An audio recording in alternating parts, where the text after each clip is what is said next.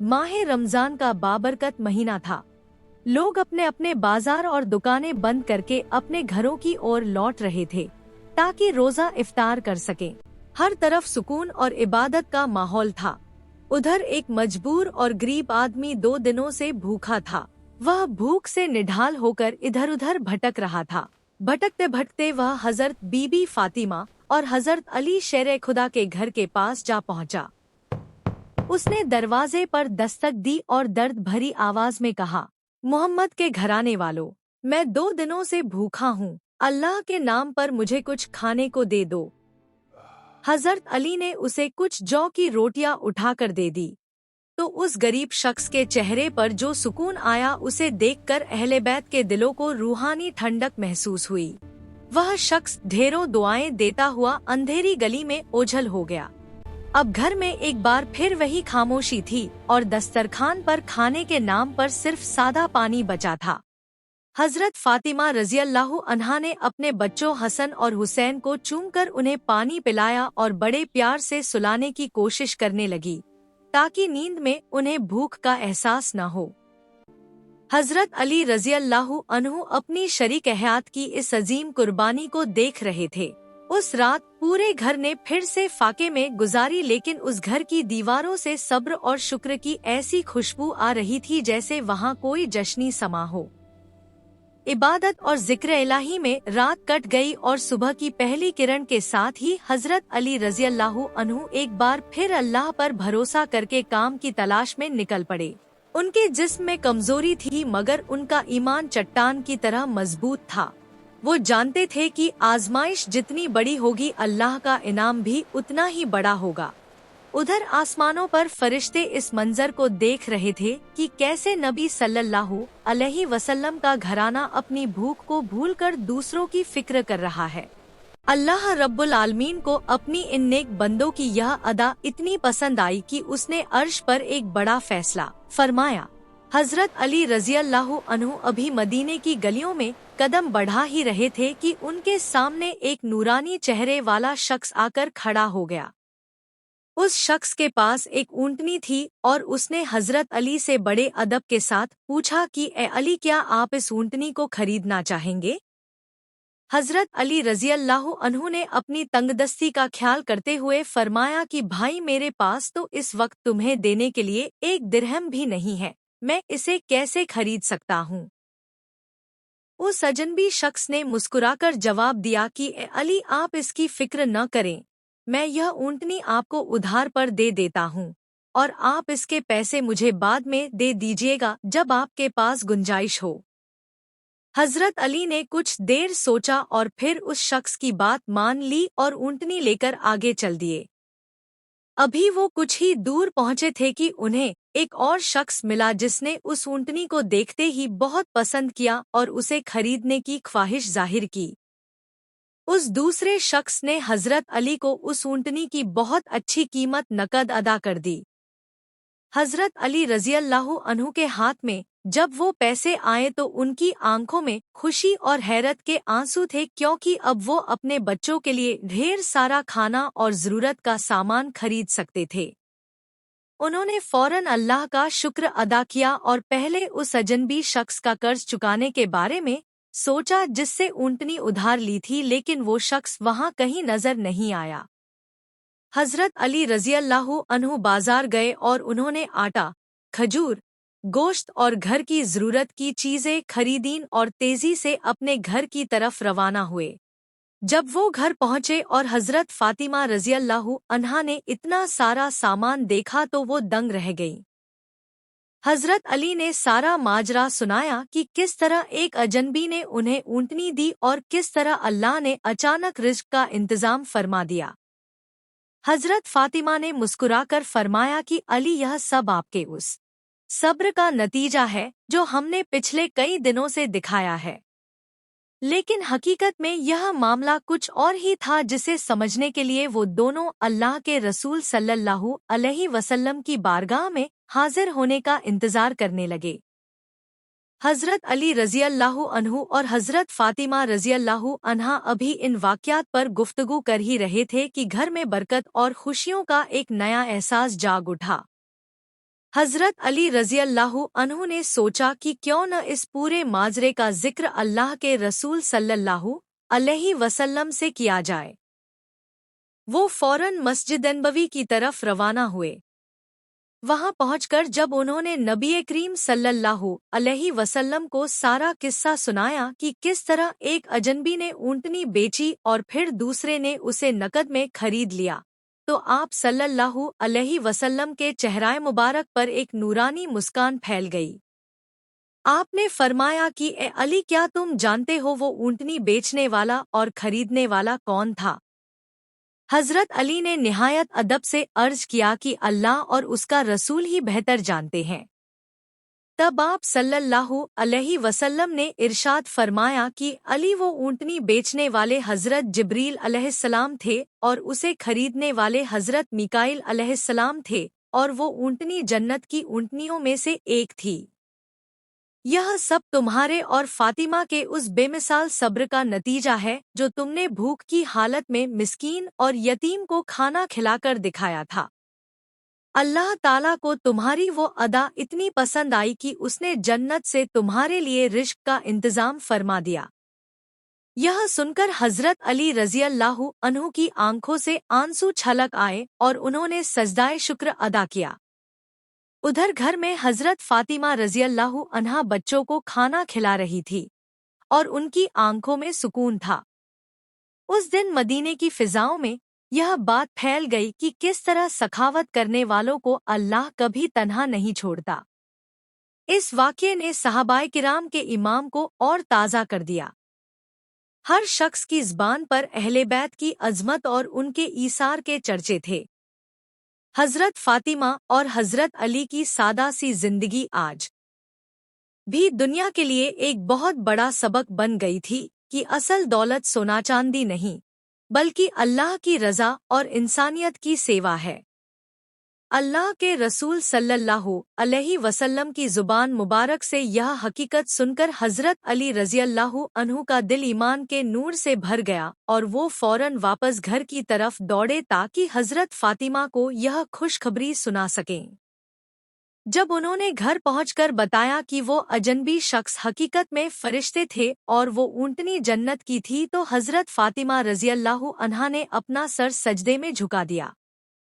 उनकी आंखों से खुशी और शुक्र के आंसू बहने लगे और उन्होंने फरमाया कि ए अली, मेरा रब कितना करीम है कि उसने हम जैसे गुनहगारों की अदना सी कुर्बानी को इस कदर अजीम मकाम अता फरमाया। घर में जन्नत के रिज़्क़ की खुशबू चारों तरफ फैल चुकी थी और नन्हे हसन और हुसैन भी उस पाक खाने को खाकर निहाल हो गए। लेकिन इस वाक़ये के बाद हज़रत फ़ातिमा और हज़रत अली के मिजाज में रत्ती भर भी गुरूर नहीं आया, बल्कि उनकी सादगी और इबादत का जज्बा पहले से भी ज्यादा बढ़ गया। उन्होंने तय किया कि अल्लाह ने जो रिज़्क़ और बरकत उन्हें अता की है, उसमें से वो मदीने के दूसरे गरीबों और यतीमों का भी हिस्सा निकालेंगे। अगले दिन सुबह होते ही हज़रत फ़ातिमा रज़ियल्लाहु अन्हा फिर से अपने घर के कामों में मसरूफ़ हो गईं और उनकी ज़बान पर मुसलसल अल्लाह का जिक्र जारी था। मदीने की दूसरी औरतें जब उनके पास आती तो उनसे पूछती कि ए फातिमा, आपके चेहरे पर इतनी तंगी के बावजूद ऐसा नूर और सुकून कैसे रहता है? हज़रत फातिमा मुस्कुराकर जवाब देती कि जो शख्स अपनी तवक्कल और उम्मीद का दामन अल्लाह के हाथ में थाम लेता है, अल्लाह उसे दुनिया की फिक्रों से आज़ाद कर देता है। भूख और प्यास तो जिस्म की आजमाइश है, लेकिन असली सुकून तो रूह की पाकीज़गी और अल्लाह की रज़ा में छुपा है। मदीने के लोग हज़रत फ़ातिमा के इस ऊंचे किरदार को देखकर दंग रह जाते थे, क्योंकि वो नबी की बेटी होकर भी चक्की खुद पीसती थी और पानी के मशकीज़े खुद उठाकर लाती थी। उनकी जिंदगी का हर पल उम्मत की औरतों के लिए एक मुकम्मल हिदायत का रास्ता बन रहा था।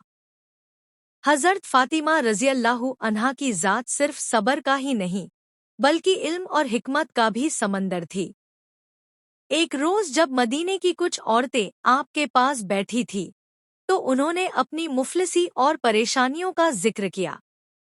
हजरत फातिमा ने उन्हें बड़े प्यार से समझाया कि दुनिया की तंगी असल में खुदा की तरफ से एक इशारा होती है ताकि बंदा अपने रब के और करीब हो सके।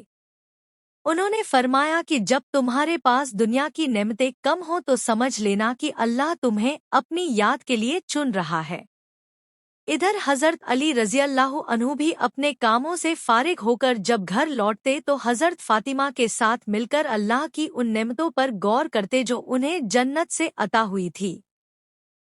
लेकिन हजरत फातिमा के दिल में एक नई तड़प उठी कि अल्लाह ने उन्हें जो अता किया है वो उसे और भी ज्यादा अल्लाह की राह में खर्च करें।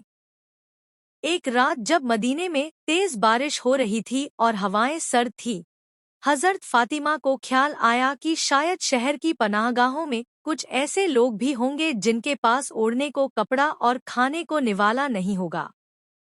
उन्होंने हजरत अली से दरख्वास्त की कि क्या हम अपने घर के इस खीरे में से कुछ हिस्सा उन बेसहारा मुसाफिरों तक पहुंचा सकते हैं। हजरत अली रज़ियल्लाहु अन्हु तो खुद सखावत के दरिया थे, उन्होंने फौरन हामी भर दी। दोनों ने मिलकर रात के अंधेरे में उन चीजों को इकट्ठा किया जो अल्लाह ने उन्हें दी थी। हजरत अली ने अपनी पीठ पर सामान उठाया और मदीने की अंधेरी गलियों में निकल पड़े ताकि किसी की इज्जत-ए-नफ्स को ठेस पहुंचाए बिना उन तक मदद पहुंचा सकें। यह वो दौर था जब अहले बैत खुद तंगी में रहते थे लेकिन उनके हाथ हमेशा देने के लिए खुले रहते थे। हजरत फातिमा घर में मुसल्ला बिछाकर दुआ करती रहीं कि या अल्लाह हमारी इस छोटी सी कोशिश को अपनी बारगाह में कबूल फरमा। उस रात मदीने के कई घरों में जब चूल्हा जला तो उन गरीबों को यह भी मालूम नहीं था कि यह रिज़्क हजरत फातिमा के घर से आया है। यही वो इखलास था जिसने इस घराने को पूरी दुनिया में मुमताज बना दिया। हजरत फातिमा रज़ियल्लाहु अन्हा और हजरत अली रज़ियल्लाहु अन्हु की यह सखावत महज एक दिन का वाक़या नहीं थी बल्कि यह उनकी जिंदगी का दस्तूर बन चुका था। जैसे जैसे दिन गुजरते गए मदीने के लोगों को यह एहसास होने लगा कि नबी सल्लल्लाहु अलैहि वसल्लम का यह घराना ज़मीन पर रहमत का साया है। एक मर्तबा का जिक्र है कि हजरत फातिमा रज़ियल्लाहु अन्हा घर में चक्की पीस रही थी और उनकी ज़बान पर सुभान अल्लाह और अल्हम्दुलिल्लाह का विर्द जारी था। काम की ज्यादती और लगातार फाकों की वजह से उनके हाथों में छाले पड़ गए थे और जिस्मानी कमजोरी भी साफ नजर आ रही थी। हजरत अली रज़ियल्लाहु अन्हु जब घर आए और अपनी शरीक हयात को इस हाल में देखा तो उनका दिल भर आया। उन्होंने बड़े प्यार से कहा कि ए फातिमा, अगर तुम अपने वालिद मोहतरम अल्लाह के रसूल सल्लल्लाहु अलैहि वसल्लम की बारगाह में जाकर एक खादिम की दरख्वास्त करो तो शायद तुम्हारे काम का बोझ कम हो जाए।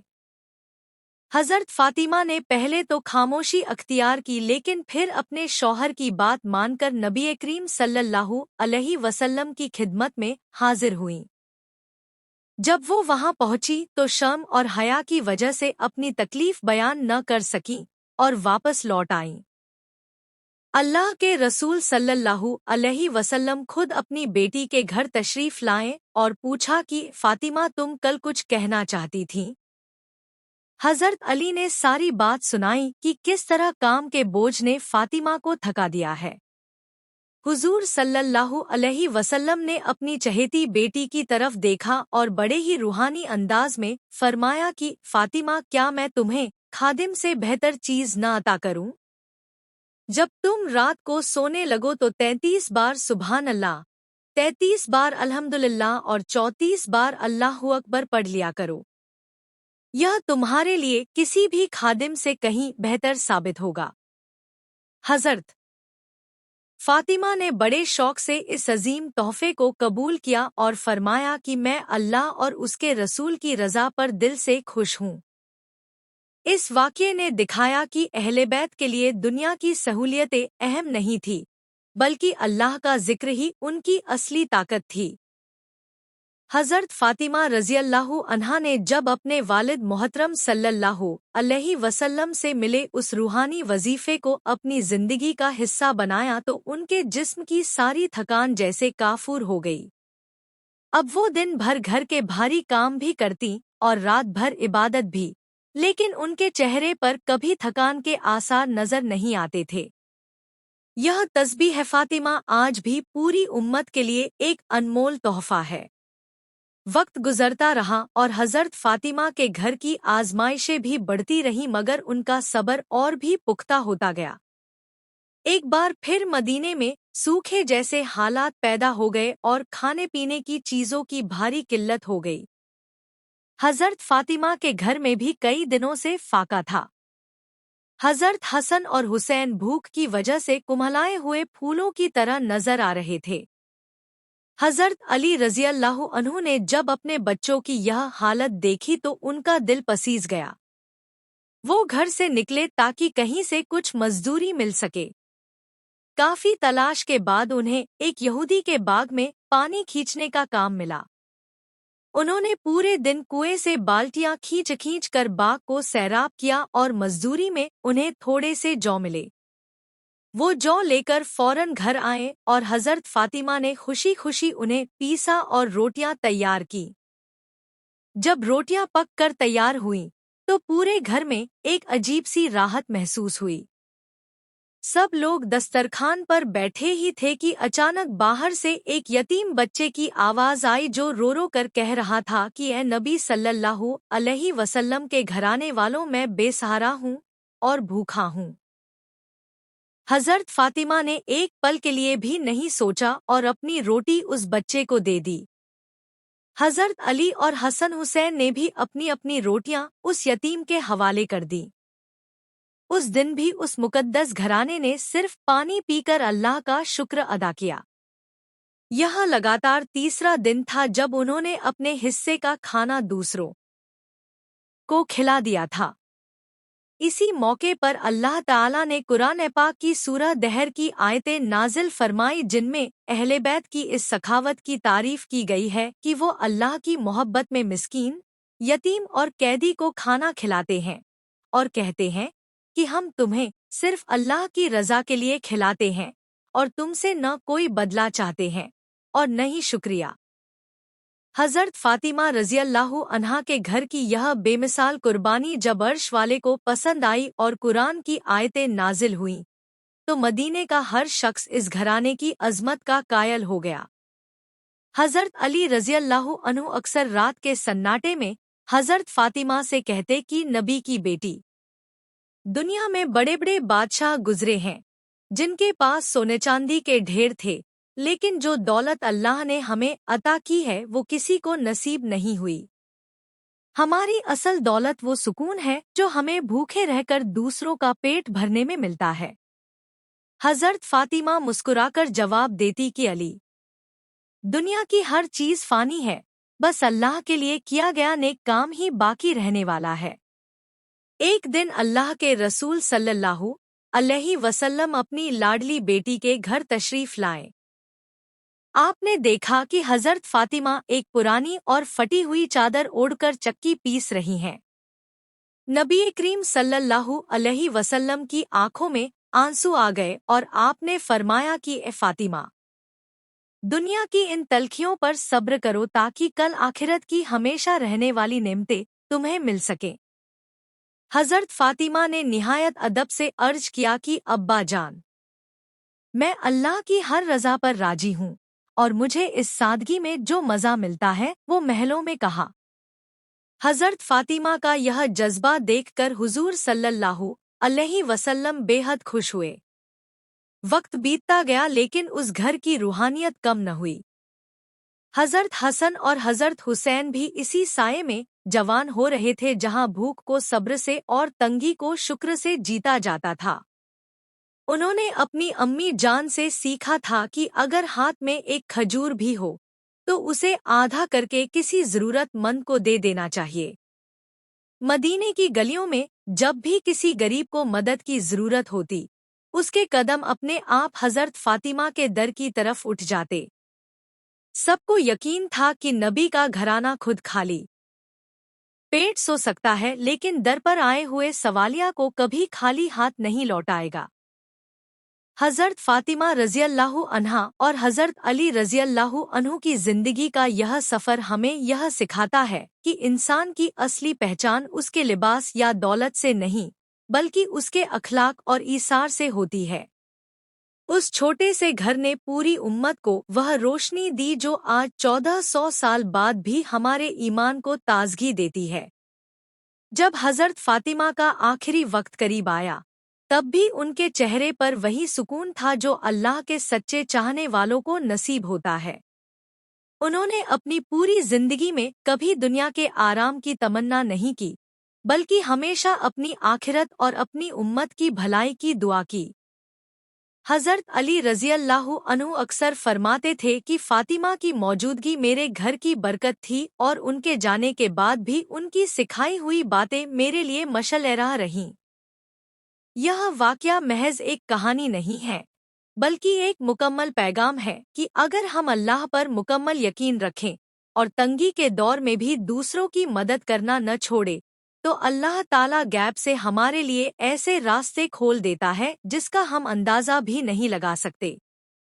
जन्नत से आया हुआ वह खाना दरअसल उस सब्र का इनाम था जिसे दुनिया ने हज़रत फ़ातिमा के घर में देखा था। आज हमारे दौर में जब हम जरा सी परेशानी पर अल्लाह से शिकायत करने लगते हैं, हमें नबी सल्लल्लाहु अलैहि वसल्लम की इस लाडली बेटी के घर को याद करना चाहिए जहां फाकों में भी शुक्र के नगमे गाए जाते थे। हज़रत फ़ातिमा और हज़रत अली की यह दास्तान हमें सिखाती है कि भूख में सब्र, तंगहाली में शुक्र और मुसीबत में अल्लाह की रज़ा पर राज़ी रहना ही कामयाबी की असली चाबी है। दुआ है कि अल्लाह रब्बुल आलमीन हमें भी अहले बैत के नक्शे-क़दम पर चलने की तौफीक अता फरमाए और हमारे दिलों को भी उसी तरह सब्र और शुक्र के नूर से भर दे जैसे हज़रत फ़ातिमा का दिल रोशन था। उम्मीद है कि ईमान बूस्ट कि यह पेशकश आपके दिलों को छू गई होगी और आपको अल्लाह की रहमत पर यकीन और मजबूत करने में मदद मिली होगी। अल्लाह हम सबको नेक राह पर चलने की हिदायत दे और हमारी छोटी सी इबादतों को अपनी बारगाह में कबूल फरमाए। हज़रत फ़ातिमा रज़ियल्लाहु अन्हा और हज़रत अली रज़ियल्लाहु अन्हु की ज़िंदगी का यह वाक़या सिर्फ तारीख़ का एक हिस्सा नहीं है, बल्कि यह क़यामत तक आने वाले हर इंसान के लिए एक अजीम दर्ज है। आज जब हम अपनी छोटी छोटी ज़रूरतों के पीछे भागते हैं और ज़रा सी तंगी आने पर घबरा जाते हैं, तो हमें मदीने के उस छोटे से घर की तरफ देखना चाहिए जहां दुनिया का सबसे कीमती सरमाया यानी सब्र और तवक्कल बसता था। जन्नत से खाना आना इस बात की दलील है कि जब बंदा अल्लाह की खातिर अपनी सबसे प्यारी चीज़ कुर्बान करता है, तो अल्लाह अपनी कुदरत के दरवाजे उसके लिए खोल देता है। हज़रत फ़ातिमा ने हमें सिखाया कि औरत चाहे तो अपने घर को मुफलिसी में भी जन्नत बना सकती है, अगर उसके पास शुक्र की ज़ुबान और सब्र का दिल हो। वहीं हज़रत अली ने दिखाया कि एक मर्द को मुश्किल वक्त में भी अपनी जिम्मेदारी और अल्लाह पर यकीन कैसे कायम रखना चाहिए। ईमान बूस्ट के प्यारे साथियों, इस कहानी का असल मकसद यह है कि हम भी अपनी जिंदगी में ईसार और सखावत का जज्बा पैदा करें। दूसरों की भूख का एहसास करना और अपनी ज़रूरत पर दूसरों की ज़रूरत को तरजीह देना ही वो रास्ता है जो हमें अल्लाह के करीब ले जाता है। आज के दौर में भी अगर हम नबी सल्लल्लाहु अलैहि वसल्लम के घराने के इन उसूलों को अपना लें, तो हमारे घरों से भी बेचैनी खत्म हो सकती है और खुदा की रहमतें नाजिल हो सकती हैं। अल्लाह ताला से दुआ है कि वो हमें हज़रत फ़ातिमा रज़ियल्लाहु अन्हा की हया और हज़रत अली रज़ियल्लाहु अन्हु जैसी बहादुरी और ईमान अता फरमाए। हमें भी उन लोगों में शामिल करे जो हर हाल में उसका शुक्र अदा करते हैं और दूसरों के लिए रहमत का जरिया बनते हैं। अगर इस वाक़ये ने आपके ईमान को भी ताज़गी दी है, तो इसे दूसरों तक पहुँचाएं ताकि किसी और का दिल भी सब्र और शुक्र के नूर से रोशन हो सके। अस्सलामुअलैकुम दोस्तों, उम्मीद करता हूँ कि ये वाक़या आपको दिलचस्प लगा होगा कि कैसे हज़रत बीबी फ़ातिमा और हज़रत अली ने सब्र और शुक्र के साथ ज़िंदगी गुजारी। अल्लाह हम सबको इनकी बातों पर अमल करने की तौफ़ीक अता फ़रमाए। आमीन। अब हम एक और वाक़या सुनने जा रहे हैं जो हमें सब्र और शुक्र करना सिखाएगा। तो आइए चलते हैं वीडियो की तरफ। मदीना मुनव्वरा की एक संकरी और पुरानी गली के आखिरी कोने में एक छोटी सी दुकान थी। यह दुकान इतनी पुरानी और टूटी फूटी थी कि लोग अक्सर इसके पास से गुजरते हुए इसे अनदेखा कर देते थे। इसी छोटी सी जगह में अब्दुल्ला नाम का एक बूढ़ा मोची बैठा करता था। अब्दुल्ला की उम्र ढल चुकी थी। उसके हाथों की खाल सख्त हो गई थी और उंगलियों पर जूतों को सिलने वाले मोटे धागों के गहरे निशान थे। वह सुबह की अजान के साथ अपनी दुकान खोलता और सूरज ढलने तक पूरी लगन से लोगों के फटे हुए जूते गांठता रहता। अब्दुल्ला की आमदनी इतनी कम थी कि कभी-कभी पूरे दिन में उसे सिर्फ चंद सिक्के ही मिल पाते थे। उन सिक्कों से वह बड़ी मुश्किल से अपने और अपनी बूढ़ी पत्नी के लिए 2 सूखी रोटियां और थोड़ा सा पानी जुटा पाता था। लेकिन अब्दुल्ला की एक खासियत थी, चाहे जेब खाली हो या पेट भूखा, उसकी जुबान पर हमेशा अल्हम्दुलिल्लाह रहता था। मोहल्ले के अमीर लोग जब रेशमी लिबास पहनकर उसके पास से गुजरते, तो वे अब्दुल्ला की सादगी और उसकी सुकून भरी मुस्कान देखकर हैरान रह जाते थे। उन्हें समझ नहीं आता था कि एक इंसान, जिसके पास न कल के खाने का ठिकाना है और न ही रहने को अच्छा घर, वह इतना मुतमईन, संतुष्ट कैसे हो सकता है। एक दिन की बात है, मदीना में सख्त गर्मी पड़ रही थी। सूरज आग उगल रहा था और सड़कों पर सन्नाटा था। अब्दुल्ला सुबह से अपनी दुकान पर बैठा था, लेकिन दोपहर तक एक भी ग्राहक नहीं आया था। उसके पास घर ले जाने के लिए एक पाई भी नहीं थी। भूख के मारे उसकी आंखों के सामने अंधेरा छा रहा था, लेकिन उसका ईमान चट्टान की तरह मजबूत था। वह बार बार आसमान की तरफ देखता और धीरे से मुस्कुरा कर कहता, ए मेरे मालिक, तू बेहतर जानता है कि मुझे कब और कितना देना है। मैं तेरे हर फैसले पर राजी हूँ। तभी अचानक गली की नुक्कड़ पर घोड़ों के टापों की आवाज सुनाई दी। अब्दुल्ला ने धूल के गुबार में देखा कि एक बहुत ही रईस और ठाट बाट वाला काफिला उसकी तरफ बढ़ रहा है। उस काफिले के बीच में एक नकाबपोश शख्स था, जिसकी सवारी सबसे अलग और कीमती थी।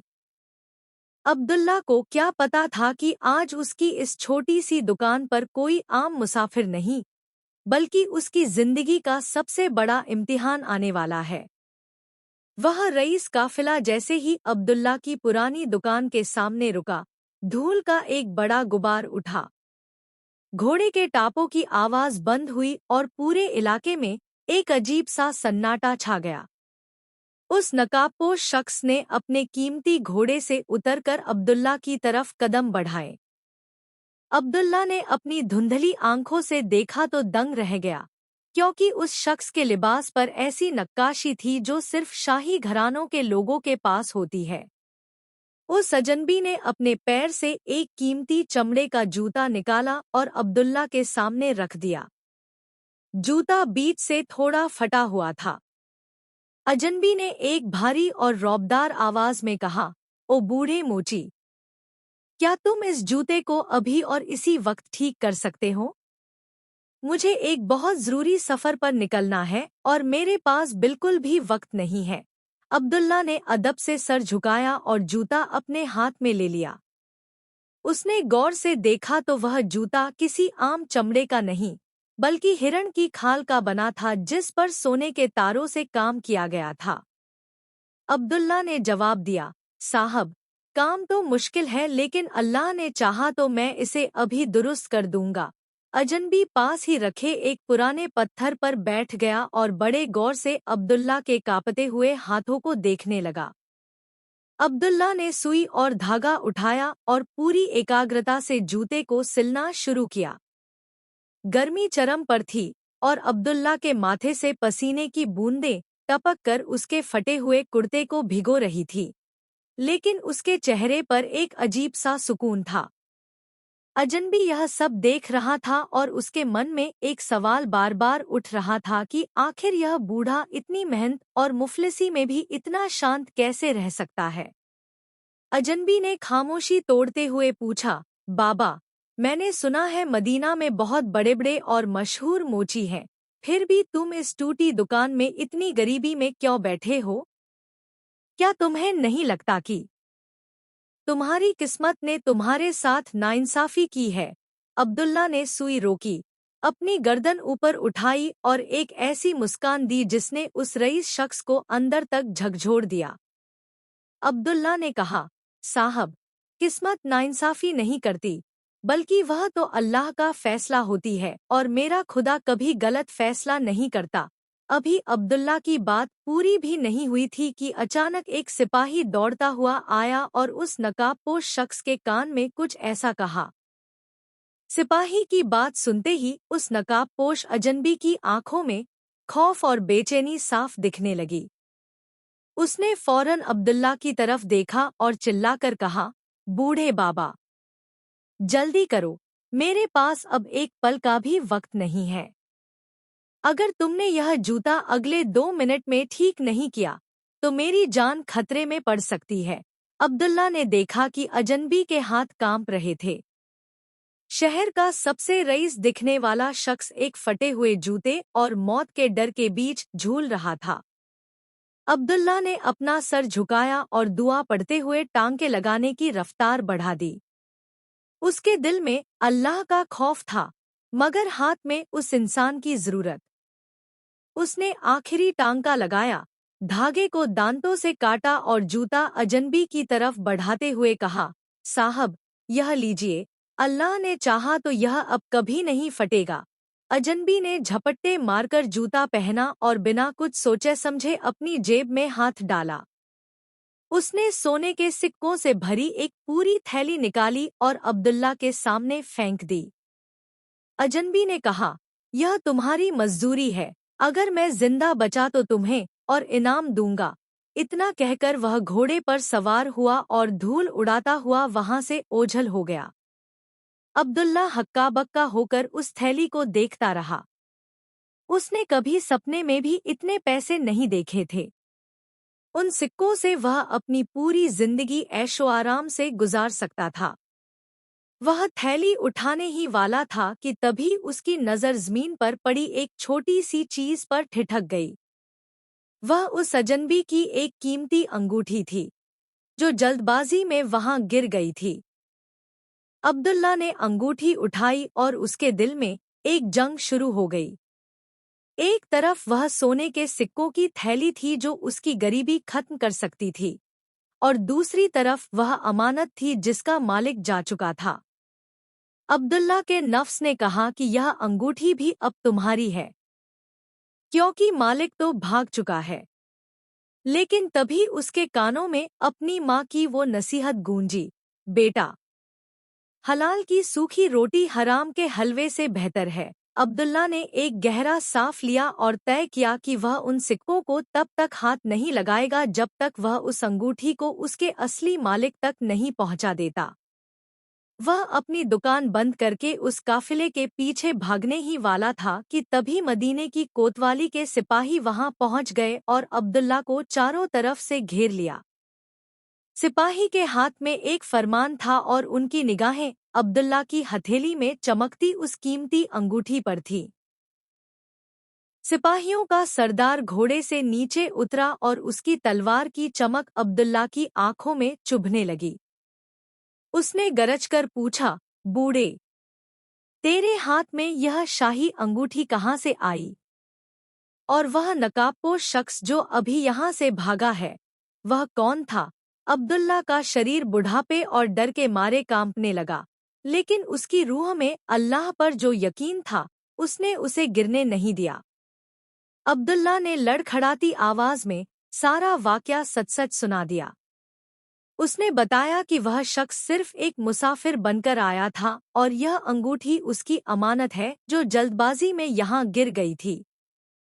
मगर सिपाही सरदार ने एक जहरीली मुस्कान के साथ कहा, झूठ मत बोल। वह शख्स मदीने की सल्तनत का सबसे बड़ा बागी और गद्दार था। हमें खबर मिली है कि उसने शाही खजाने से चोरी की है और तू उसकी मदद कर रहा था। यह अंगूठी इस बात का सबूत है कि तू भी उस साजिश का हिस्सा है। अब्दुल्ला ने गिड़गिड़ाते हुए कहा कि वह सिर्फ एक मामूली मोची है और उसका इन सब बातों से कोई लेना देना नहीं है। लेकिन सिपाहियों ने उसकी एक न सुनी। उन्होंने जबरदस्ती अब्दुल्ला के हाथ बांध दिए और उसे घसीटते हुए मदीने की अंधेरी काल कोठरी की तरफ ले जाने लगे। रास्ते में लोग जमा हो गए और वही लोग जो सुबह तक अब्दुल्ला की सादगी की कस्में खाते थे, अब उसे शक की निगाह से देख रहे थे। कोई उसे चोर कह रहा था तो कोई गद्दार। अब्दुल्ला की आंखों से आंसू बह रहे थे, लेकिन उसके लबों पर अभी भी यही जिक्र था, या अल्लाह, तू हकीकत जानता है, तू ही मेरा मददगार है। उसे एक काल कोठरी में डाल दिया गया जहां न रोशनी थी और न ही हवा। रात की खामोशी में जब अब्दुल्ला अकेला था, तो उसे रह रहकर अपनी बूढ़ी पत्नी का ख्याल आ रहा था जो घर पर उसका और खाने का इंतजार कर रही होगी। काल कोठरी की दीवारें उसे निगलने को दौड़ रही थी। तभी अचानक कोठरी के भारी दरवाजे के खुलने की आवाज आई और वही सिपाही सरदार हाथ में जलती हुई मशाल लेकर अंदर दाखिल हुआ। उसके चेहरे पर अब डर नहीं, बल्कि एक लालच भरी चमक थी। उसने धीरे से अब्दुल्ला के करीब आकर कहा, बूढ़े, अगर तू अपनी जान बचाना चाहता है तो मुझे बता कि उस बागी ने वो सोने के सिक्कों की थैली कहाँ छुपाई है।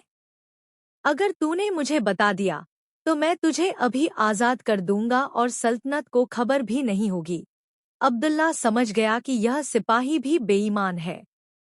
काल कोठरी की उस घुटन भरी हवा में सिपाही सरदार की आंखें लालच से चमक रही थी। उसने मशाल अब्दुल्ला के चेहरे के करीब लाकर धमकी दी, देख बूढ़े, तेरी जिंदगी की कीमत सिर्फ एक सच है। वह थैली मुझे दे दे और मैं वादा करता हूँ कि कल सुबह तू अपने घर पर होगा, वरना यहाँ तेरी हड्डियां गल जाएंगी। अब्दुल्ला का दिल तेजी से धड़क रहा था। उसे अपनी बूढ़ी पत्नी का चेहरा याद आया, जो घर पर उसका इंतजार कर रही होगी। एक पल के लिए उसके मन में ख्याल आया कि वह जान बचाने के लिए थैली का पता बता दे। आखिर वह थैली भी तो उसी बागी की थी। लेकिन तभी उसके ज़मीर ने आवाज दी कि एक बेईमान की मदद करना भी गुनाह है। अब्दुल्ला ने निडरता से कहा, साहब, मौत का वक्त खुदा तय करता है, आप नहीं। वह थैली मेरी दुकान के पुराने संदूक में है, लेकिन वह अमानत है। आप उसे ले जा सकते हैं, पर याद रखना हराम का माल बर्बादी लाता है। सिपाही सरदार गुस्से से पागल हो गया। उसने अब्दुल्ला को जोर से लात मारी और गालियां देते हुए बाहर निकल गया। कोठरी का दरवाजा इतनी जोर से बंद हुआ कि पूरी जेल गूंज उठी। अब्दुल्ला दर्द से करा उठा, लेकिन उसने अपना सर सजदे में रख दिया और रोते हुए दुआ की, ए अल्लाह, मैंने वही किया जो तूने सिखाया, अब तू ही मेरा रखवाला है। रात बीतती रही, तभी अचानक पूरी जेल में शोर मच गया। घोड़ों के दौड़ने और तलवारों के टकराने की आवाजें आने लगी। ऐसा लगा जैसे किसी ने हमला कर दिया हो। कोठरी का दरवाजा फिर से खुला, लेकिन इस बार सामने सिपाही नहीं, बल्कि मदीना के काजी और शाही गार्ड्स खड़े थे। काजी के हाथ में वही सोने की थैली थी। काजी ने जो कहा, उसने अब्दुल्ला को हैरान कर दिया। काजी साहब ने अब्दुल्ला को सहारा देकर खड़ा किया और बड़े अदब से कहा, अब्दुल्ला, हमें माफ कर देना कि तुम्हें इस उम्र में यह तकलीफ उठानी पड़ी, लेकिन तुम्हारी सच्चाई ने आज मदीना को एक बड़ी तबाही से बचा लिया है। अब्दुल्ला हैरानी से सबको देखने लगा। काजी साहब ने बताया कि वह नकाबपोश शख्स दरअसल एक जासूस था, जो रिश्वत देकर शहर के राज चुराना चाहता था। वह सिपाही सरदार जो तुम्हें डरा रहा था, वह भी उसी जासूस का साथी था। जब उसने तुम्हारी दुकान से वह थैली चुराई, तो हमने उसे रंगे हाथों पकड़ लिया। उसने खौफ के मारे सब सच उगल दिया कि कैसे तुमने मौत के डर के बावजूद अमानत में खयानत नहीं की। काजी साहब बोले, अब्दुल्ला, तुम्हारी अमानतदारी की खबर खलीफा तक पहुंच चुकी है और उन्होंने तुम्हें फौरन दरबार में याद किया है। यह सुनकर अब्दुल्ला की आंखों में शुक्र के आंसू आ गए। उसे यकीन हो गया कि अल्लाह अपने बंदे को कभी तन्हा नहीं छोड़ता। उसे काल कोठरी से बाहर निकालकर एक शाही सवारी में बैठाया गया। रास्ते भर अब्दुल्ला यही सोचता रहा कि अल्लाह का शुक्र अदा करने का तरीका कितना निराला है। एक तरफ उसकी पुरानी टूटी दुकान थी और दूसरी तरफ शाही महल के ऊंचे मीनार। लेकिन उसे फिक्र अपनी बूढ़ी पत्नी की थी। जैसे ही सवारी उसके घर के पास से गुजरी, उसने देखा कि वहां शाही सिपाही पहरा दे रहे हैं। उसे डर लगा कि कहीं उसकी पत्नी के साथ कुछ बुरा न हुआ हो, लेकिन जो मंजर उसने देखा वह उसकी सोच से भी कहीं बढ़कर था। अब्दुल्ला जैसे ही अपनी झोपड़ी के पास पहुंचा, उसकी आंखें फटी की फटी रह गईं। उसने देखा कि उसकी पत्नी घर के बाहर एक कीमती मसन पर बैठी है और शाही खादिमाएं उसकी सेवा कर रही हैं। जैसे ही उसकी पत्नी ने अब्दुल्ला को शाही सवारी से उतरते देखा, वह दौड़कर उसके पास आई और रोते हुए कहा, अब्दुल्ला, ये सब क्या हो रहा है? सुबह सिपाही तुम्हें ले गए थे और दोपहर को खलीफा के मुलाजिम ढेर सारा खाना और तोहफे लेकर यहाँ आ गए। अब्दुल्ला ने आसमान की तरफ देखा और कहा, यह सब मेरे अल्लाह का करम है, जिसने एक मामूली मोची की लाज रख ली।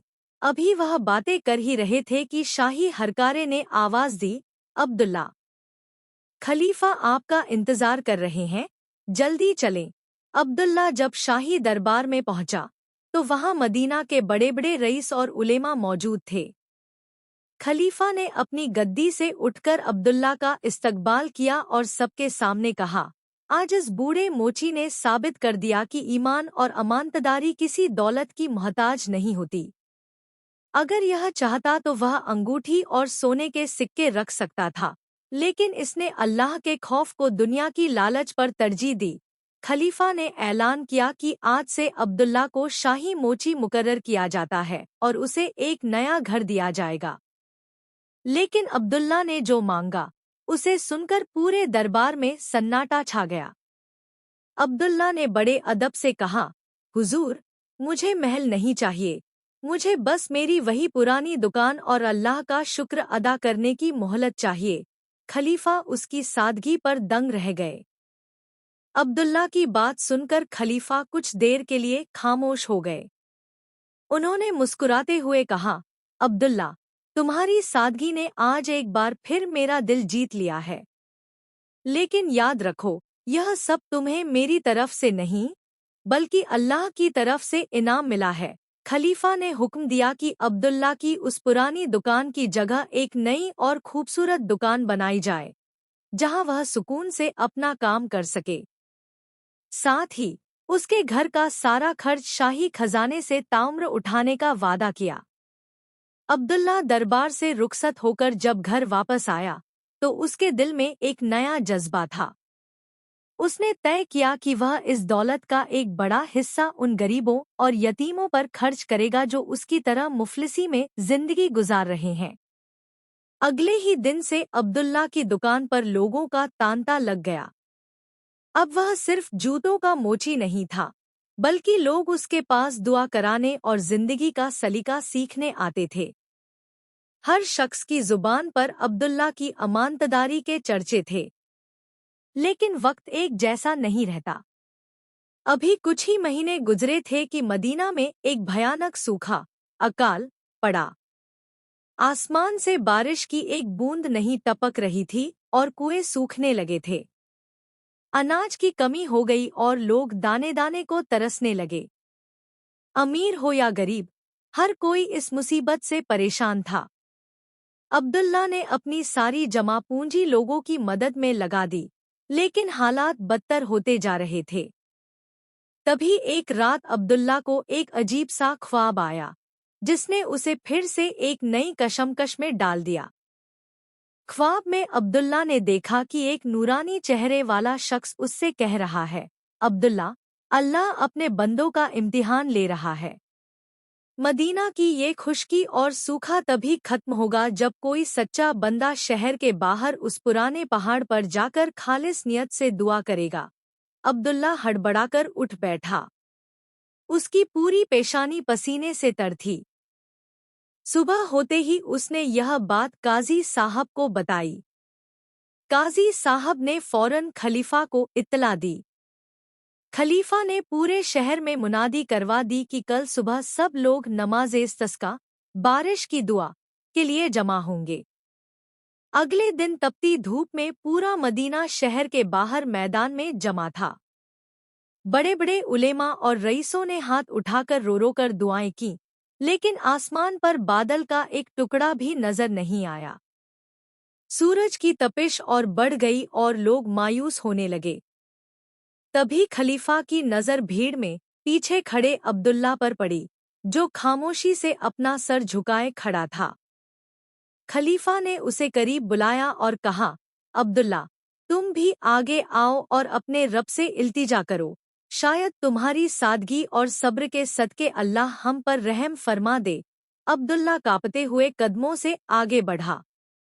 उसने आसमान की तरफ हाथ भी नहीं उठाए, बस अपना सर जमीन पर रख दिया और सजदे में गिर गया। उसकी हिचकियां बंध गई थी। वह बस इतना कह रहा था, या अल्लाह, मैं गुनहगार हूँ, पर ये लोग तेरे हैं, मेरे ईमान की लाज रख ले। अभी अब्दुल्ला ने सर सजदे से उठाया भी नहीं था कि अचानक ठंडी हवा का एक झोंका आया और देखते ही देखते नीले आसमान पर काले घने बादल छा गए। अब्दुल्ला अभी सजदे में ही था कि आसमान से बारिश की मोटी मोटी बूंदें गिरने लगी। मदीना की प्यासी जमीन ने जैसे चैन की सांस ली। लोग खुशी से झूम उठे और अल्लाह का शुक्र अदा करने लगे। हर कोई चिल्ला रहा था, अल्लाह ने अब्दुल्ला की सुन ली। मोची की दुआ ने हमें बचा लिया। लेकिन जैसे ही बारिश तेज हुई, अब्दुल्ला चुपचाप भीड़ से निकलकर अपनी दुकान की तरफ चल दिया। उसे शोहरत का कोई शौक नहीं था। खलीफा ने जब यह देखा तो उनका दिल अब्दुल्ला के लिए और भी बढ़ गया। उन्होंने देखा कि जिस शख्स की वजह से पूरे शहर में खुशहाली लौटी है, वह खुद को अभी भी एक अदना सा बंदा समझता है। लेकिन इस बारिश के साथ मदीना में एक और अजीब खबर फैली। उसी बारिश के दौरान शहर के दरवाजे पर एक अनजान मुसाफिर पहुंचा, जो बुरी तरह जख्मी था। उसके पास एक संदूक था जिसे वह किसी भी कीमत पर छोड़ने को तैयार नहीं था। वह मुसाफिर सीधा अब्दुल्ला की दुकान का पता पूछते हुए वहां पहुंचा।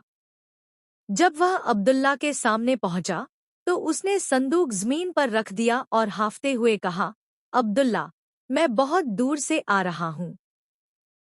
उस बागी जासूस ने मरने से पहले मुझे तुम्हारा पता दिया था। उसने कहा था कि अगर इस दुनिया में कोई अमानतदार इंसान है तो वह सिर्फ तुम हो। अब्दुल्ला ने जैसे ही वह संदूक खोला, उसकी आंखें फटी की फटी रह गई।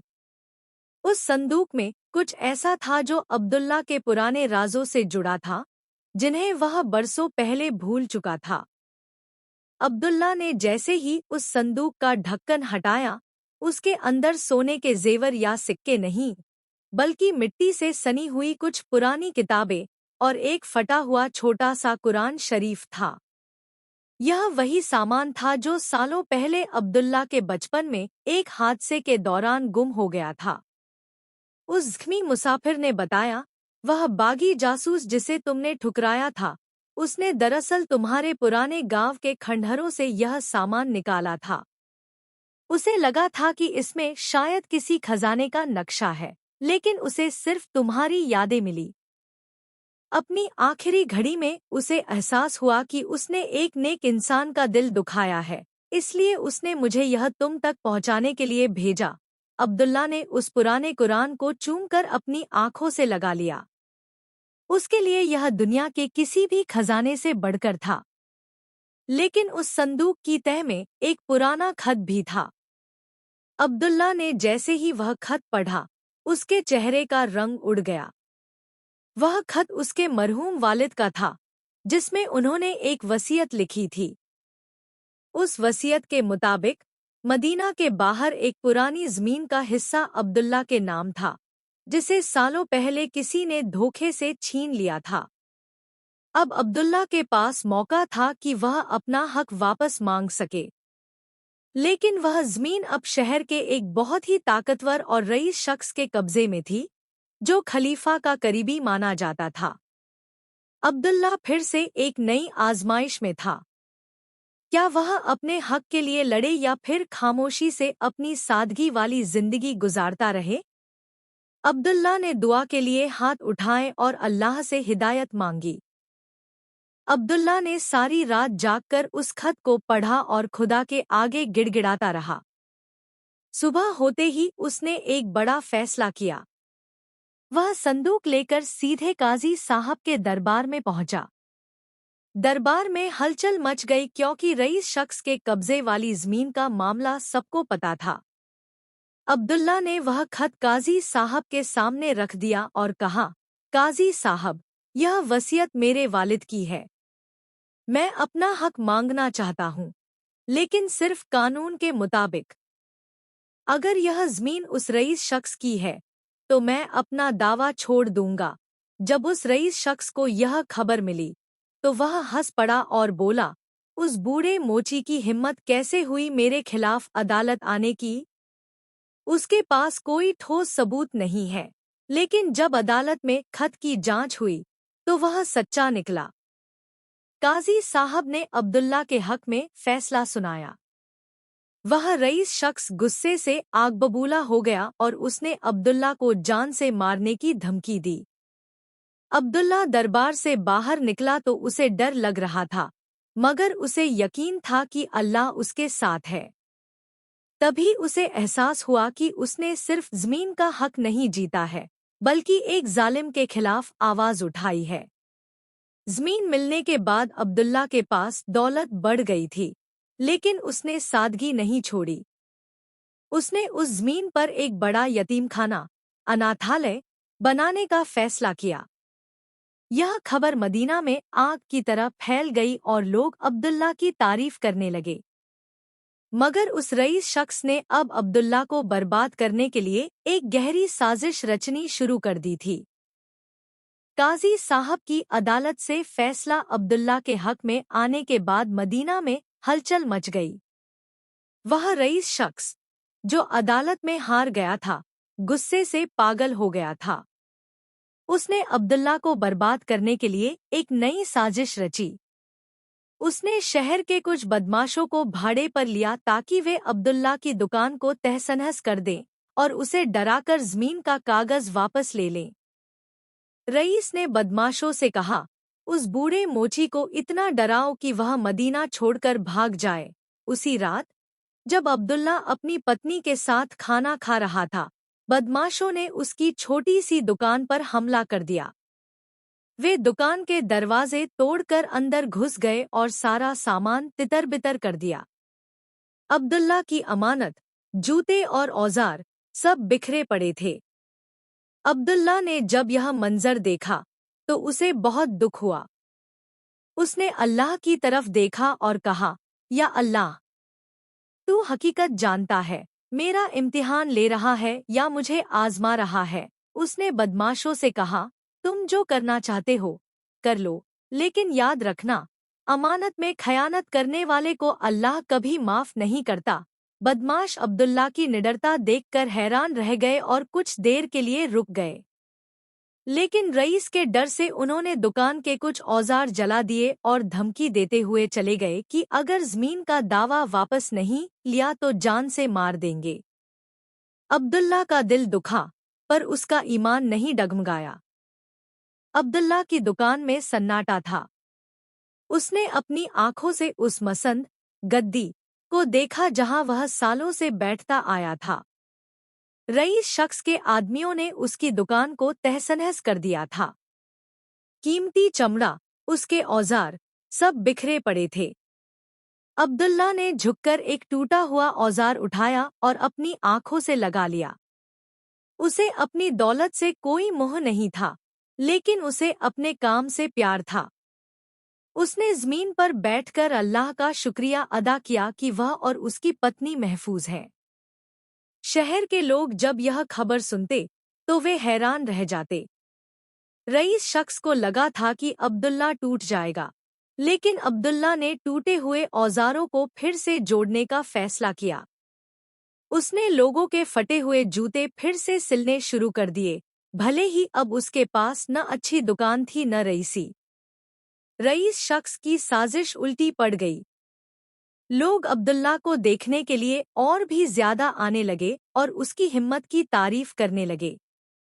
मदीना में अब अब्दुल्ला की अमानतदारी के साथ साथ उसके सब्र के किस्से भी मशहूर हो गए थे। लेकिन रईस शख्स का अहंकार अब भी कम नहीं हुआ था। उसने एक नया और खौफनाक रास्ता अपनाया। उसने रात के अंधेरे में अब्दुल्ला के नए यतीमखाने में आग लगाने का मंसूबा बनाया। वह यतीमखाना जहां दर्जनों बेसहारा बच्चे रहते थे। उस रात मदीना में सन्नाटा था और अब्दुल्ला अपनी पत्नी के साथ बैठकर उन बच्चों के लिए दुआ कर रहा था, जिसे रईस के आदमी आग लगाने जा रहे थे।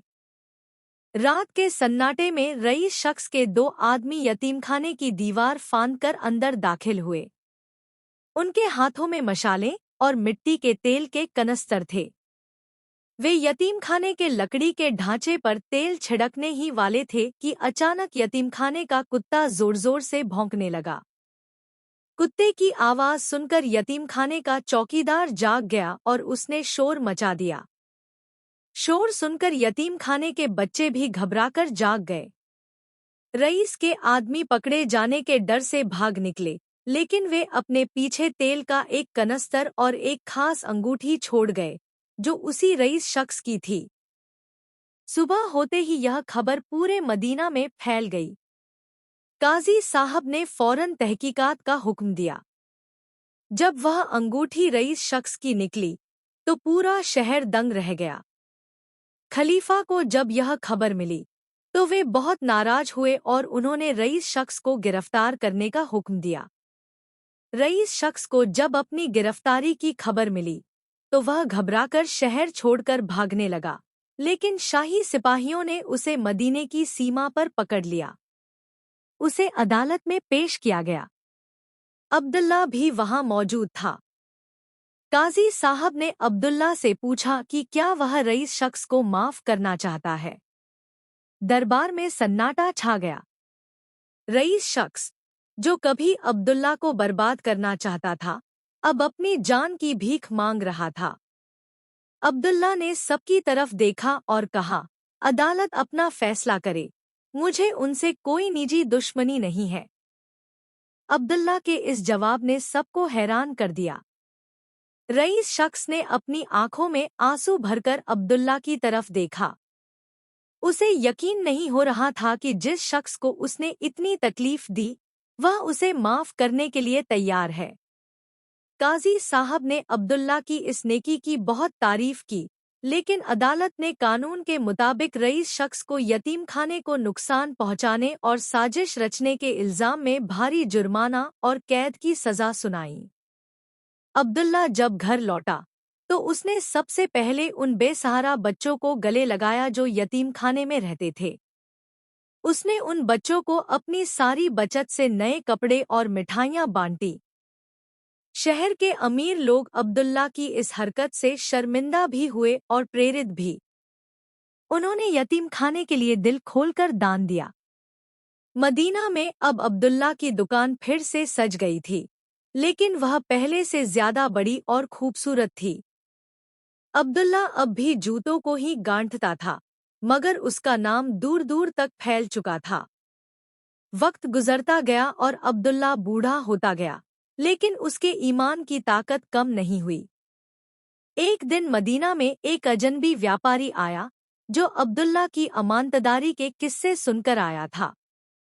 उसने अब्दुल्ला को एक बहुत ही कीमती तोहफा देने की पेशकश की, जो अब्दुल्ला की पूरी जिंदगी की कमाई से भी ज्यादा महंगा था।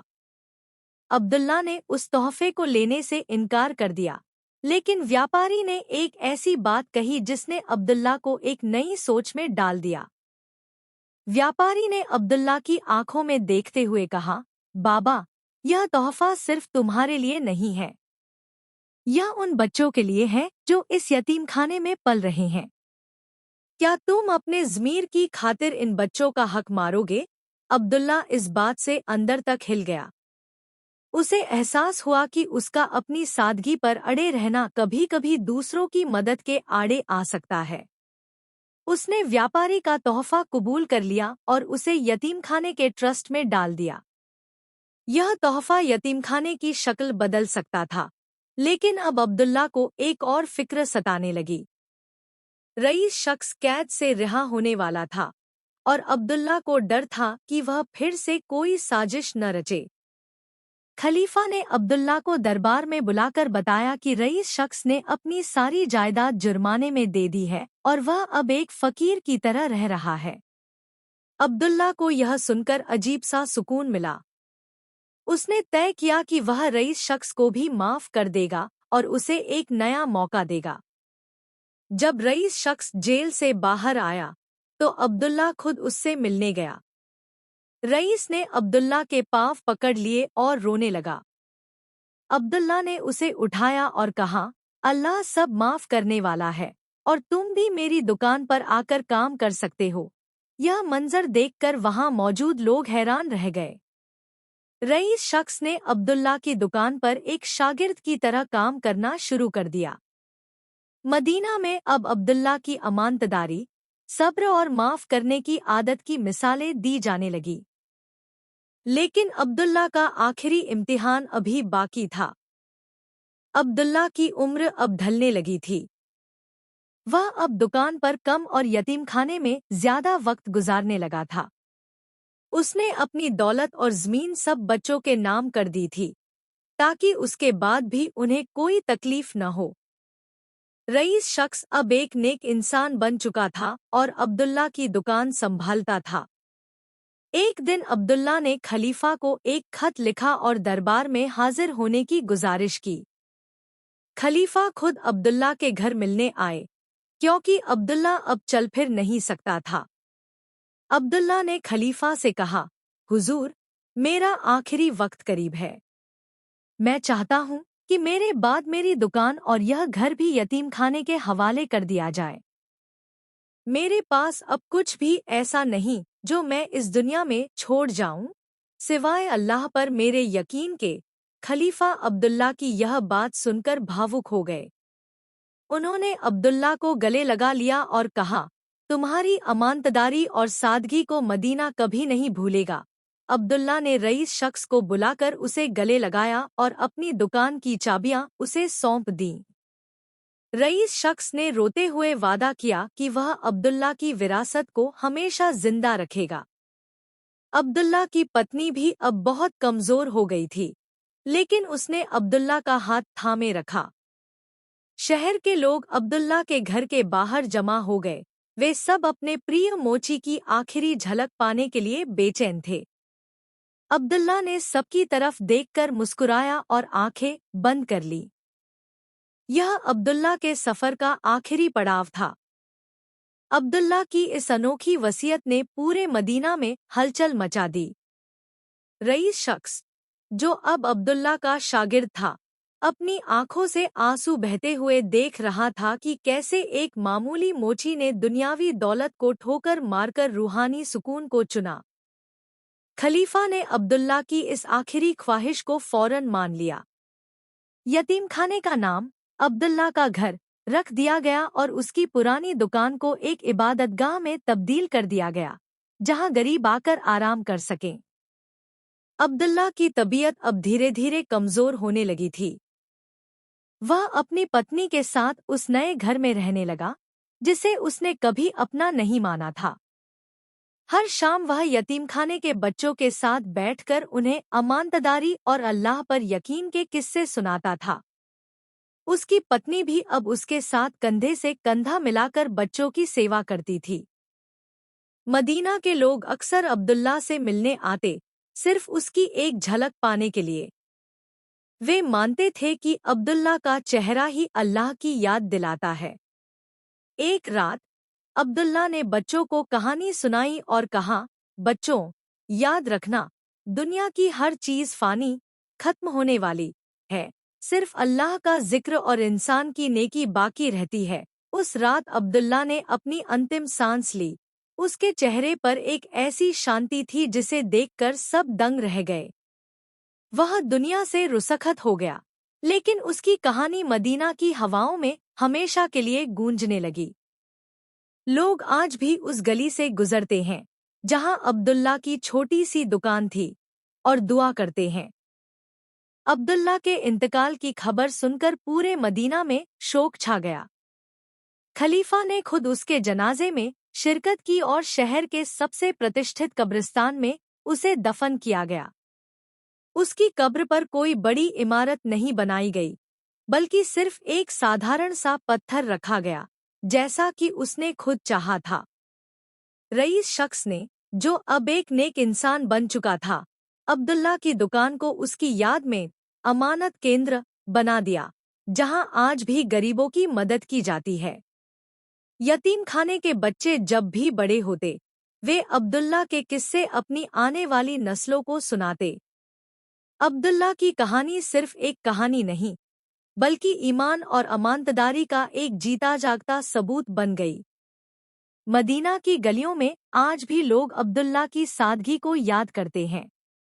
उस रईस शख्स ने अपनी बाकी जिंदगी उन बच्चों की खिदमत में गुजार दी, जिन्हें कभी उसने बर्बाद करने की साजिश रची थी। अब्दुल्ला की पत्नी भी कुछ साल बाद उसके पास चली गई, और दोनों की रूहें सुकून से एक हो गईं। मदीना शहर ने सीखा कि असली दौलत पैसों में नहीं, बल्कि अल्लाह पर यकीन और इंसानियत की सेवा में है। अब्दुल्ला का नाम इतिहास में सुनहरे शब्दों में लिखा गया, एक ऐसे शख्स के रूप में जिसने अपनी पूरी जिंदगी सिर्फ अल्लाह की रज़ा के लिए गुजार दी। उसकी दुकान की वह जगह जहां वह बैठकर जूते गांठा करता था, आज भी लोगों को यह याद दिलाती है कि ईमानदारी से कमाया हुआ एक सिक्का बेईमानी के खजाने से बेहतर है। अस्सलाम वालेकुम दोस्तों, उम्मीद करता हूँ कि आप सब खैरियत से होंगे। अगर आपको ये वीडियो अच्छी लगी हो तो लाइक करें और हमारे चैनल ईमान बूस्ट को सब्सक्राइब करें ताकि आने वाली वीडियो आप तक पहुँचती रहे। और कमेंट में ज़रूर बताना कि अगली वीडियो किस टॉपिक पर होनी चाहिए। मिलते हैं नेक्स्ट वीडियो में। अल्लाह हाफिज़।